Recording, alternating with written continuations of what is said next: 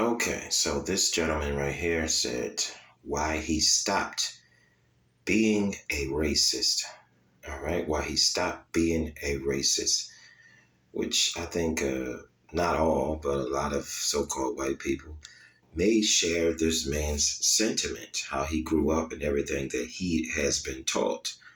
Hate is something that's taught, you know, to children. So let's just see what he has to say in confronting that word racism or hatred towards blacks or other people.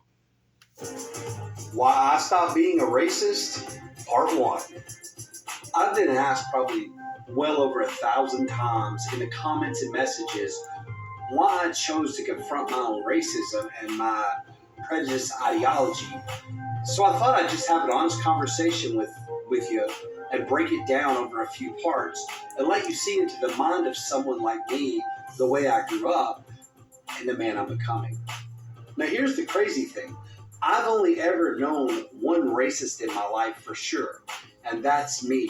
Because I can't speak into the hearts and minds of another human being and what they think and feel. That's not fair, that's prejudicial of me.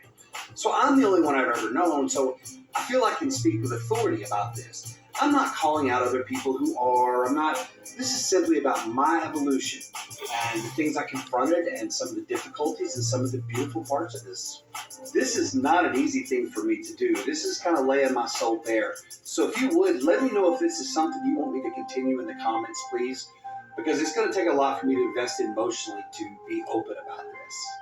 Now, why is it I grew up with so much prejudice and bias and discrimination in my life? Well, I grew up in a small town in Arkansas, and I am Arkansas proud. Let me just say that right off the top. But I grew up with people who taught me these things, and it was instilled in me. It was just reinforced over and over. And then for the most part, I lived in an echo chamber of other people who thought the same thing. So I didn't know it was possible to think any other way. I was raised Christian. I cannot explain to you why my faith in God, my morality, and my racism took so long to cross paths. I can't explain it, but it probably took about 40 years to figure that out. There's a whole series of events in my life, I guess, ultimately that led up to this.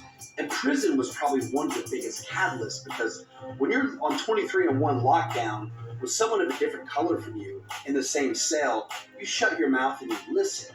You ask questions. And I had so many different cellmates from different countries, from different races and heritages. And it just really opened my mind.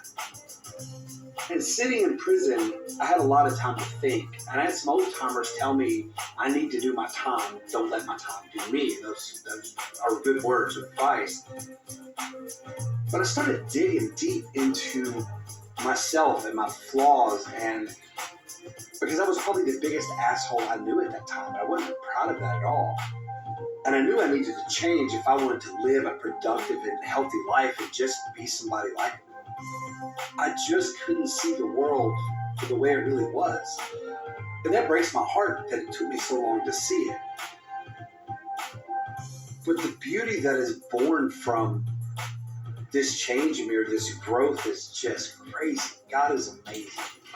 So if you want me to continue this, let me know and I'll do a part two.